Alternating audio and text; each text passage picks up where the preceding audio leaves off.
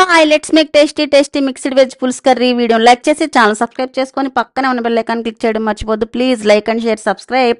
ఈ veg curry పులుసు కోసం ఇప్పుడు స్టవ్ వెలిగించి కడాయి పెట్టుకొని కొద్దిగా ఆయిల్ వేసి ఆయిల్ హీట్ అయిన తర్వాత ఆవాలు, మెంతులు, అలాగే ఉల్లిపాయ ముక్కలు, పచ్చిమిరపకాయ ముక్కలు, కరివేపాకు వేసి ఇందులోనే కొద్దిగా ఇంగువ కూడా వేసుకొని ఒకసారి బాగా వేగిన తర్వాత మనం ముందుగా కట్ చేసి పెట్టుకున్న వెజిటేబుల్స్ అన్నిటిని కూడా యాడ్ చేసుకోవాలి. మీ దగ్గర ఏ వెజిటేబుల్స్ ఉంటే ఆ వెజిటేబుల్స్ అన్ని కూడా క్వాంటిటీ చూసుకొని వేసుకుంటే టేస్ట్ చాలా బాగుంటుంది. నేను బెండకాయ ముక్కలు, సొరకాయ ముక్కలు, అలాగే గుమ్మడికాయ ముక్కలు, టమాటా ముక్కలు, వంకాయ ముక్కలు కూడా వేసుకున్నాను నేను. మీ దగ్గర ఏ వెజ్జెస్ అవైలబుల్గా ఉంటే ఆ వెజ్జెస్ వేసుకోండి. మంచి ఫైబర్ అందుతుంది ఒంటికి, చాలా మంచిది కర్రీ.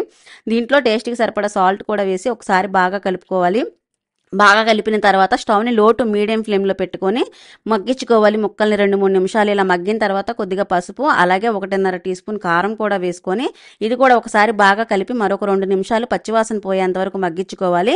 ఇలా మగ్గిన తర్వాత 1/2 గ్లాస్ వాటర్ పోసుకొని ఈ వాటర్లోనే ముక్కల్ని కాసేపు ఉడకనివ్వాలి. డైరెక్ట్గా పులుసు వేయకూడదు. ఇలా ఉడికిన తర్వాత ముందుగా నానబెట్టుకున్న చింతపండు రసం తీసుకొని పులుసులో పోసుకొని సరిపడా అంత పులుపు చూసుకొని అడ్జస్ట్ చేసుకొని గరిటతో కలుపుకొని పులుసు చిక్కపడిన తర్వాత 1/2 టీ స్పూన్ బెల్లం పౌడర్, అలాగే కొత్తిమీర వేసి పులుసు చిక్కబడిన తర్వాత స్టవ్ ఆఫ్ చేసేసుకుంటే అంతే, సింపుల్గా టేస్టీగా మిక్స్డ్ వెజిటేబుల్ పులుసు రెడీ. వీడియోని లైక్ చేసి ఛానల్ సబ్స్క్రైబ్ చేసుకొని పక్కన ఉన్న బెల్ ఐకాన్ క్లిక్ చేయడం మర్చిపోవద్దు. మరో రెసిపీతో మరో వీడియోలో మళ్ళీ కలుద్దాం. బాయ్.